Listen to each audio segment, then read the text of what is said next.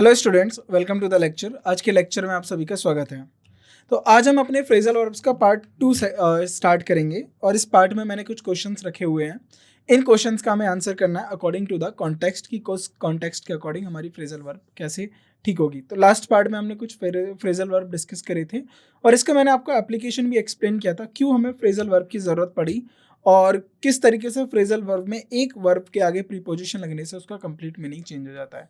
तो पहले phrasal verb को ही समझ लीजिए क्या होता है। यानी वर्ब के आगे अगर हम प्रीपोजिशन को ऐड कर दें, उससे क्या होगा, उस वर्ब का जो मूल अर्थ है यानी उसका जो ओरिजिनल मीनिंग है उसमें स्लाइटली चेंज आ जाता है, उसका मीनिंग डिफरेंट हो जाता है। अब उसका जब मीनिंग डिफरेंट हो जाता है तो हर एक प्रीपोजिशन के साथ, जैसे मेड के साथ एग्जांपल यहाँ आपके सामने है, made out, made of, made over, made up. तो हर एक हर एक वर्ड के साथ एक प्रीपोजिशन के लगने के साथ उसका मीनिंग जो है चेंज हो जाता है। तो इसीलिए हम फ्रेजल वर्ब को कैटेगरी में रखते हैं और इसको मैं एक वोकैब का पार्ट मानता हूँ। तो जब भी आप प्रैक्टिस करें फ्रेजल वर्ब की तो डेली इन्हें रिवाइज करें। यहाँ पर हम क्वेश्चंस के थ्रू फ्रेजल वर्ब को पढ़ने का प्रयास करेंगे कि किस तरीके से हमारे क्वेश्चंस में क्या मीनिंग पूछा गया है और उस मीनिंग के आधार पे कौन सा सबसे सुटेबल आंसर हमारा फ्रेजल वर्ब का रहेगा। राइट, तो क्वेश्चन वन से हम स्टार्ट करते हैं। He broke into the house and with all the silver. यानी he broke into the house, वो क्या करा, घर में गया, and dash with all the silver. तो क्या करा उसने, ही मेड आउट या मेड ऑफ या मेड ओवर या made up. He made off and made off all with all the silver. तो यहाँ पर जो करेक्ट हमारा फ्रेजल वर्ब होगा वो होगा made of. Right, so correct answer is B, made of. Next, my brother dash smoking last year. तो देखिए इसमें क्या बोल रहा है कि उसके भाई ने जो स्मोकिंग है वो छोड़ दी, पिछले साल ही छोड़ दी थी। तो छोड़ने का मतलब क्या होता है, गिव अप का करने का मतलब होता है छोड़ देना। तो आपको बोला जाता है डोंट गिव अप, यानी मत छोड़ो, आप जो आप कर रहे हो उसको मत छोड़िए, उस पर लगे रहिए, डटे रहिए। So don't give up. Give in to नहीं, गिव ओवर, गिव इन। तो इसका जो सही आंसर होगा give up. My brother give up smoking last year. तो उसने स्मोकिंग जो है लास्ट ईयर छोड़ दी। राइट, तो गिव अप इसका राइट आंसर होगा। Now question number 3, the thief dash into the house. अब जो चोर है वो घुसे। अब घुसे यानी वो अंदर घर से दरवाजा तोड़ के घुसे, किस तरीके से घुसे, and took away the money, और जितना भी पैसा था वो ले गए। तो द थीफ ब्रेक इन या ब्रेक ऑफ या ब्रेक इनटू। ब्रेक ऑफ का मतलब अपार्ट, अलग हो जाना। ब्रेक इनटू, तो इसमें जो सही प्रीपोजिशन है ब्रेक इनटू द, तो यहाँ पर इनटू ऑलरेडी लगा ही हुआ है, तो यहाँ पर आ जाएगा break. Break into the house and took away the money. तो यहाँ पर आपको हिंट पहले ही मिल गया इनटू के साथ, तो लेकिन इसका जो सही आंसर होगा वो सी होगा। Right, now next, our school dash on 31 March. तो 31 मार्च को बता रहा है कि छुट्टी है स्कूल की, या फिर उसका जो स्कूल है वो 31 मार्च को समाप्त हो जाएगा और उसके बाद उसके नए सेशन शुरू होंगे। तो ब्रेक डाउन, और ब्रेक डाउन का मतलब होता है कि कोई चीज़ काम में नहीं आना, या कोई मशीन है जो फॉल्ट कर गई है। ब्रेक्स अप या ब्रेक ऑफ या ब्रेक इन। तो ब्रेक्स अप हो जाएगा, इसका जो सही आंसर होगा our school breaks up on 31 March. Right, now question number 5, it took a long time to dash the enemies resistance. अब देखिए, इट टुक एनिमी रेजिस्टेंस का मतलब क्या होता है कि जब आप लड़ रहे हो, सपोज ए पार्टी बी से लड़ रहे हैं, यानी ए जो है कुछ सोल्जर्स हैं ए कैटेगरी के जो बी कैटेगरी से लड़ रहे हैं, यहाँ से जो उन्हें फोर्स मिल रहा है, जो यहाँ से उनको रोके रखे है, तो उसको बोलते हैं रेजिस्टेंस, यानी कोई उनको जीतने से या रोक रहा है। तो उनको क्या लग रहा है, उनको it take a long time. अब उस रेजिस्टेंस यानी उस ब्रेक को तोड़ने में उन्हें काफी समय लगा। तो टोन डाउन होगा, पुट आउट होगा, गेट ऑन होगा, ब्रेक डाउन। उस रेजिस्टेंस को समाप्त करने में उन्हें समय लगा, break down. Right, now next question, I can't dash what the telegram means. तो आई कांट मतलब वो समझ नहीं पा रहा। आई कांट मेक अप या I can't make out, I can't make over, I can't make up for. तो यानी इसका जो सही वर्ड होगा आई कांट मेक अप। तो वो नहीं समझ पा रहा है वॉट द टेलीग्राम मीन्स। तो टेलीग्राम का मतलब क्या होता है। राइट, तो करेक्ट प्रीपोजिशन हो यहाँ फ्रेजल वर्ब होगा हमारा make up. Now the police are suppose to the thief as soon as theft is reported. तो यानी पुलिस क्या सपोज कर रही थी, थीफ के बारे में उसको पकड़ना है। As soon as thief reported go after, यानी वो भाग गया। Right, go after. I am trying to phone her, मैं उसे फोन करने की कोशिश कर रहा हूँ, but I can't dash get up, get through, get on और get away. But I am trying to phone her but I can't get through, कि मैं उसको कोशिश तो कर फोन करने की कोशिश मैं उसे कोशिश कर रहा हूँ फोन करने की, पर कर नहीं पा रहा हूँ या उससे संपर्क बना नहीं पा रहा हूँ। So I can't get through, right. Now question number 9, I don't think shall dash all this work this afternoon। तो I don't think shall यानी all this work this afternoon, तो यानी वो बात कर रहा है कि मुझे नहीं लगता कि ये सारा काम ये जो भी काम है ये इस आफ्टरनून तक हो पाएगा। तो I don't think shall get through all this work, तो हम इस काम से जो है इस आफ्टरनून तक छुटकारा पाएंगे, राइट, या इस काम को समाप्त कर लेंगे। गेट ओवर नहीं होगा, गेट ऑफ नहीं होगा, गेट अलॉन्ग नहीं होगा, get through all this work. तो राइट फ्रेजल वर्ब हमारा A. Now when I was in Kolkata, तो जब मैं कोलकाता में था, आई डैश माई फ्रेंड, तो जब मैं कोलकाता में था तो आई डैश माई फ्रेंड, तो I called on my friend, I called in my friend, I called off my friend, I called out my friend. तो I called on my friend, मैंने अपने दोस्त को बुलाया था, right, called on my friend. The match was called off, तो देखिए called off का मतलब होता है पोस्टपोन हो जाना। Called out, called in, called across, तो called off, right. He has dashed a year's work and now needs a holiday। तो वो क्या कर रहा है, उसने बहुत सारे साल भर काम किया, अब उसे हॉलीडे की जरूरत है। He has put in, अब उसने पूरा साल काम में निकाल दिया। He has put in a year's work, तो उसने पूरा साल भर काम किया, and now he needs a holiday, तो अब उसको किसकी जरूरत है, and now needs a holiday। तो यहाँ पर करेक्ट फ्रेजल वर्ब होगा put in, right। Now next, please dash this advertisement in the matrimonial columns of the times of India. तो वो बोल रहा है कि ये जो एडवर्टीजमेंट है इसको मैट्रिमोनियल कॉलम्स में डाल दीजिए टाइम्स ऑफ इंडिया के अंदर। तो put on, please put on this advertisement, या पुट ऑन का मतलब होता है something wear. Set on, turn in या put in, please put in this advertisement in the matrimonial columns. तो मैट्रिमोनियल कॉलम्स कहाँ पर होते हैं, जहाँ पर शादी के इस्तेहार दिए जाते हैं। तो put in the advertisement in the matrimonial columns of the Times of India। Next, the management dash the demands of the worker। तो मैनेजमेंट ने क्या करा, डिमांड्स ऑफ द वर्कर को लेके acceded to, acceded by, acceded at और acceded on। तो acceded to और किसके ऊपर accede किया, उन मैनेजमेंट ने वर्कर्स की डिमांड के ऊपर, right. I am surprised how he dash this book, I am surprise, तो उसको हाउ ही, अब वो सरप्राइज हो गया, कैसे, उसको ये बुक कैसे मिली। Come to this book, come through this book, how he came by this book, उसको ये बुक कैसे प्राप्त हुई, he came by this book. तो सही हमारा फ्रेजल वर्ब होगा वो होगा हमारा C, right, came by. Next, she is nothing from me, she is dash nothing from me, she keeps away nothing from me, she keeps for nothing from me, she keeps over, she keeps back nothing from me। तो यानी वो कुछ उससे छुपा के नहीं रखती है, she keeps back। so D is the right answer। now the decision was dash owing to no consensus among the members। तो अब क्या था, the decision was dash owing to no consensus among the members। तो put by, put off या put up या put through। तो the decision was put off owing to no consensus among the members। C is the right answer। now the bank dash my application to expedite a home loan। तो bank ने क्या करा, उसकी application को reject किया या उसकी application को अप्रूव किया। तो यहाँ पर अगर आप देखें तो टर्न इनटू, टर्न बाय नहीं होगा, टर्न ऑफ नहीं, द बैंक टर्न डाउन, यानी रिजेक्ट कर दिया my application to expedite a home loan, right. Now next question 19, the rains dash very early this year. तो देखिए रेन्स क्या है, इस साल जल्दी बारिश हो गई। तो सेट आउट या सेट इन या सेट ऑफ या set about. The rains set in, यानी रेन्स जो है जल्दी आ गई, राइट, जल्दी आ गई, तो इसको set in very early this year, right. Who will dash your house will you are away. तो हु विल, अब डैश योर हाउस का मतलब क्या, अब देखिए जब आप दूर हो तो आपके घर का कौन ख्याल रखेगा। तो ख्याल कर रखने के लिए हम कौन सी फ्रेजल वर्ब यूज करते हैं, look after, right.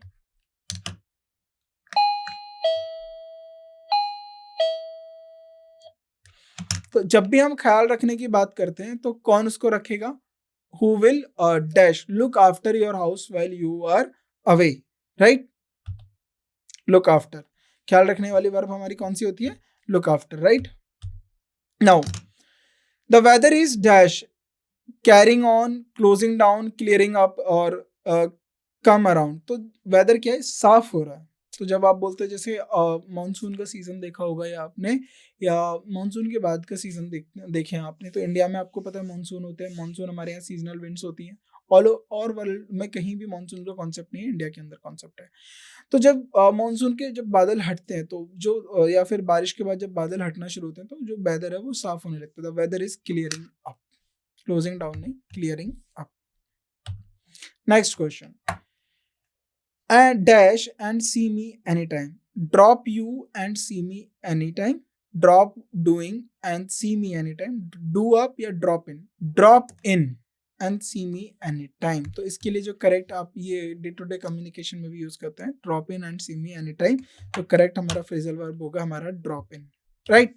Now he keeps dash his friends through the internet, he keeps in touch। अगर देखिए या out of touch, in touch का मतलब देखिए इनटू टच विद और ऑफ टच या out of touch. In touch का मतलब क्या होता है कि अपने दोस्तों के साथ या अपने जो भी फ्रेंड्स हैं उनके साथ कनेक्ट रहना, इन टच, उनके साथ संपर्क में रहना। तो he keeps in touch with friend. तो आपने देखा होगा जब आप के दोस्त दूर रहते हैं तो आप सोशल मीडिया के थ्रू, सोशल मीडिया की डिफरेंट हमारी साइट्स हैं या फिर उनके एप्लीकेशंस हैं, उनके थ्रू आप अपने दोस्तों के साथ टच में रहते हो। तो in touch with his friends through the internet, तो B is the right answer. Now question number 24, the situation is difficult and calls the dash great tact. तो जो क्या है, हमारा जो सिचुएशन है वो डिफिकल्ट है, एंड कॉल्स आउट होगा या कॉल्स फॉर ग्रेट टैक्ट। तो अब डिफिकल्ट सिचुएशन है, कॉल्स फॉर होगा for a great tact, right? तो यहां पर होगा calls for, right? Before finally launching of the missile many experiments were carried of या कैरिड आउट, कैरिड ओवर या कैरिड थ्रू। तो अब देखिए इसका मतलब क्या है कि फाइनल लॉन्चिंग से पहले बहुत सारे एक्सपेरिमेंट्स किए जाते हैं। ये कहीं भी होगा जब आप कुछ काम कर रहे होंगे तो फाइनल उस काम को करने से पहले बहुत सारे एक्सपेरिमेंट्स करते हो। तो before final launching of the missile many experiments were carried out. तो बहुत सारे एक्सपेरिमेंट्स क्या करे जाते हैं? कैरिड आउट, किए जाते हैं, right? He will go to Mumbai and in the hotel. तो वो या मुंबई गया एंड इन द होटल, तो he will go to the Mumbai and put off in the hotel, right? तो इसका सही होगा and put off in the hotel. तो यहाँ पर हमें बताना है इसका फ्रेजल वर्ब कौन सा होगा, राइट? तो इस तरीके से हमारे बहुत सारे जो क्वेश्चंस हैं इनको आप प्रैक्टिस करना है हमें डेली, और इस तरीके के क्वेश्चंस हमारे एग्जाम में कॉमनली पूछे जाते हैं। तो हमें पता होना चाहिए कौन सा हमारा फ्रेजल वर्ब है, कौन सा नहीं है। So now he will go to Mumbai and dash in the hotel. So इसका जो सही आंसर होगा वो हमारा जो सही प्रीपोजिशन होगा पुट ऑफ होगा, राइट? सो नाउ मूव करते हैं नेक्स्ट क्वेश्चन पे। How did you dash come that rare diamond. तो इसमें पूछा गया है कि तुम्हें ये रेयर डायमंड कैसे मिला। So how did you came bye या कम बाय। तो लास्ट क्वेश्चन हमने डिस्कस किया था, देखिए कुछ ऐसा ही बुक को लेकर। अगर आप वहाँ पर उसको देख पा रहे हो तो मैं बैक करता हूँ। या I am surprised how he, तो वो सरप्राइज्ड, मैं सरप्राइज्ड हुआ, मैं आश्चर्यचकित हुआ कि वो उसको बुक कैसे मिली। केम बाय, तो वो उस बुक को कैसे प्राप्त किया, राइट? तो सेम क्वेश्चन हमारा यही है कि आपको ये रेयर डायमंड जो इतना रेयर था ये कैसे मिला। How did you dash that rare diamond. तो इसका जो सही आंसर होगा कम बाय। आपको ये जो अब यहाँ पर हिंट दिया है कि कम का ही हमें जो है फ्रेजल वर्ब यूज करना है। तो how did you came by that rare diamond. Now next question is Raja Ram Mohan Roy urged Indians to dash do untouchability. तो देखिए अनटचेबिलिटी को लेकर जो राजा राम मोहन रॉय थे, हिस्ट्री के अंदर आप देखें तो उन्होंने काफी ज्यादा अवेयरनेस फैलाई थी कि अनटचेबिलिटी को खत्म किया जाए, राइट?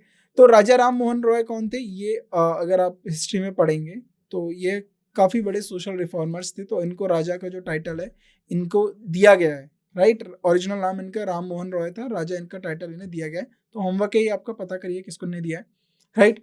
तो राजा राम मोहन रॉय ने क्या, अर्ज्ड का मतलब होता है रिक्वेस्ट करना, किसी से रिक्वेस्ट करना, और उन्होंने किससे रिक्वेस्ट की थी? इंडियन से। To do upon untouchability, do at untouchability, do without, do away with untouchability. तो यानी अनटचेबिलिटी को कैसे समाप्त करें। तो यहाँ पर जो अनटचेबिलिटी यानी छुआछूत की बात हो रही है, उसको समाप्त करने की बात हो रही है। तो करेक्ट प्रीपोजिशन होगा do away with untouchability, right.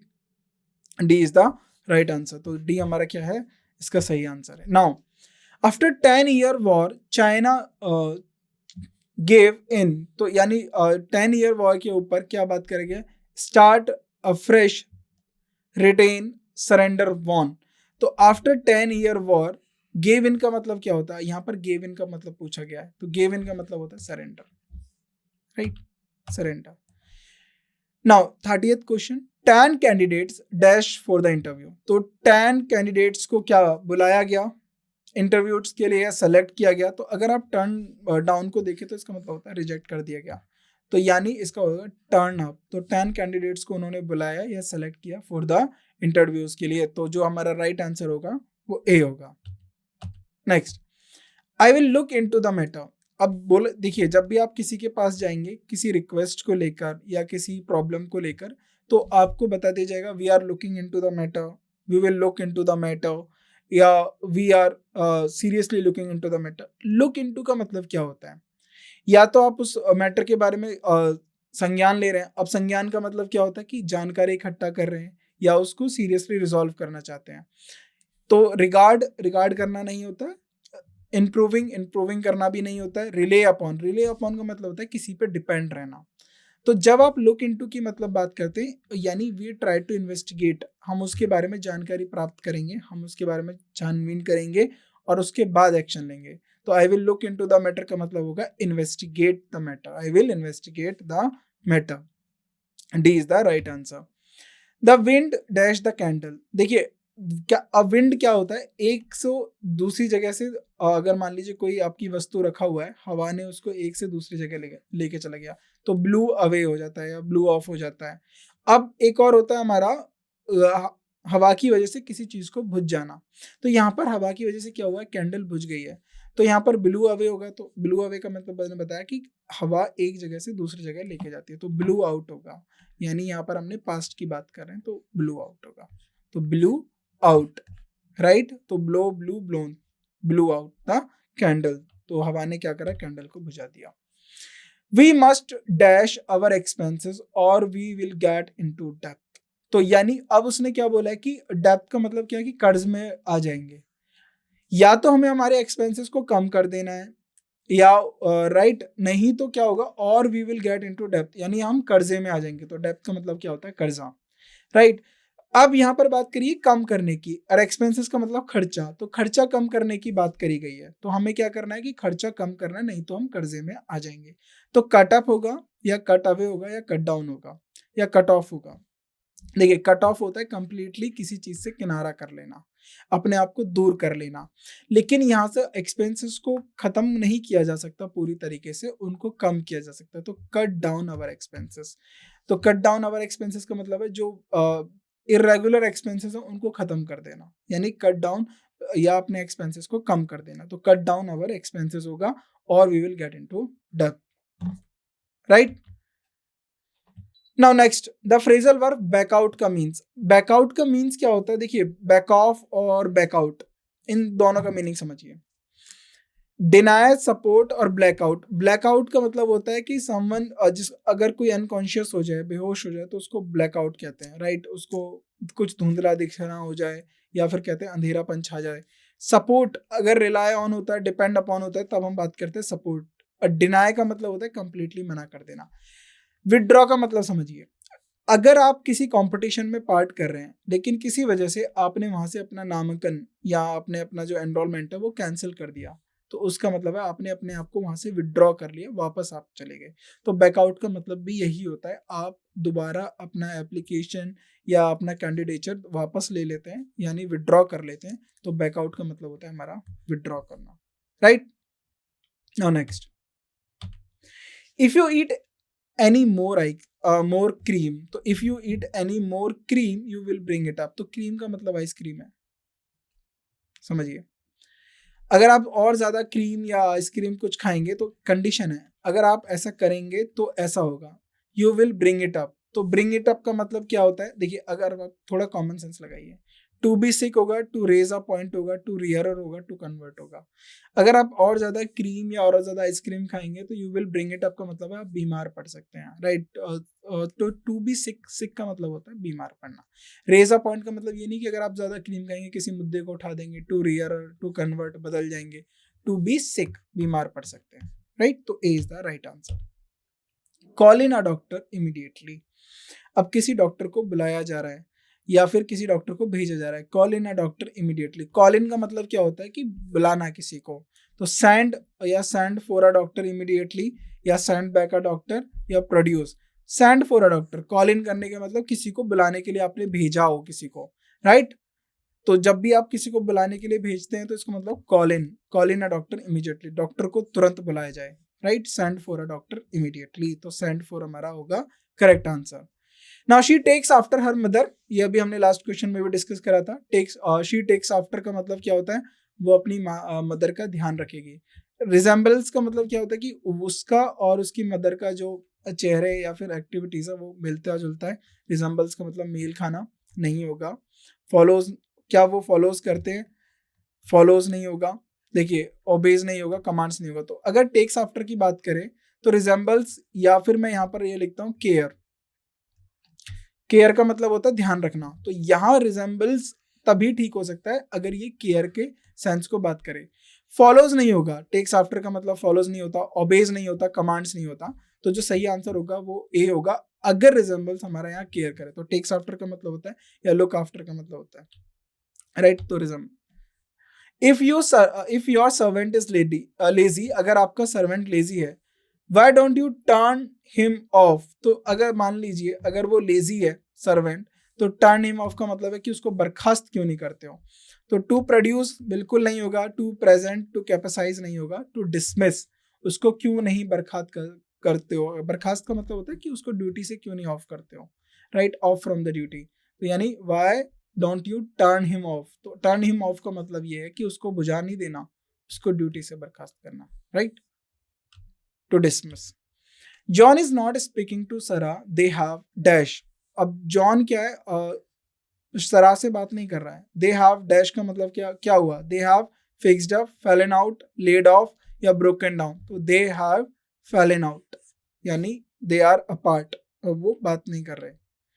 Now last question हमारे इस आज के पार्ट का, he dash drinking, he took up, took in और टुक टू, या फिर took down, he took to drinking, right. तो किसमें करेक्ट जो हमारा प्रीपोजिशन होगा टुक टू ड्रिंकिंग होगा, फ्रेजल वर्ब। क्योंकि प्रीपोजिशन इसलिए बार बार क्योंकि हमें सिर्फ इन्हीं प्रीपोजिशन के मीनिंग पे जाना है, तो टुक। तो अब हमारे जो इस पार्ट में हमने क्वेश्चंस 40 क्वेश्चंस अपने टोटल किए 1 to 40, और इसमें हमने जितने भी हर एक में 4 ऑप्शंस थे। तो अगर मैं 40 into 4 करूँ तो आपको कितना मिला, 160 आपको और फ्रेजल वर्ब्स मिले। तो इन्हीं 160 फ्रेजल वर्ब्स को क्या करना है, आपको इनके मीनिंग लिखने हैं और मीनिंग के साथ इन्हें याद करना है। क्योंकि इस तरीके से कंफ्यूजन हो सकती है कि कहाँ पर आपका क्या मीनिंग पूछा गया है, right. He is not speaking to सराफ, ब्रेक डाउन का मतलब क्या हो गया, लीड ऑफ का मतलब क्या हो गया, फिक्स्ड अप का मतलब क्या हो गया, राइट। फिक्स्ड अप हो नहीं सकता, अगर होता तो ये सेंटेंस नेगेटिव नहीं होता। ब्रेक डाउन का मतलब होता है कुछ चीज टेक्निकली फॉल्ट कर देना, राइट, किसी को खारिज कर देना। लेड ऑफ का मतलब होता है किसी को निकाल देना। तो फॉलन आउट यहाँ पर करेक्ट प्रीपोजिशन है, करेक्ट फ्रेजल वर्ब है।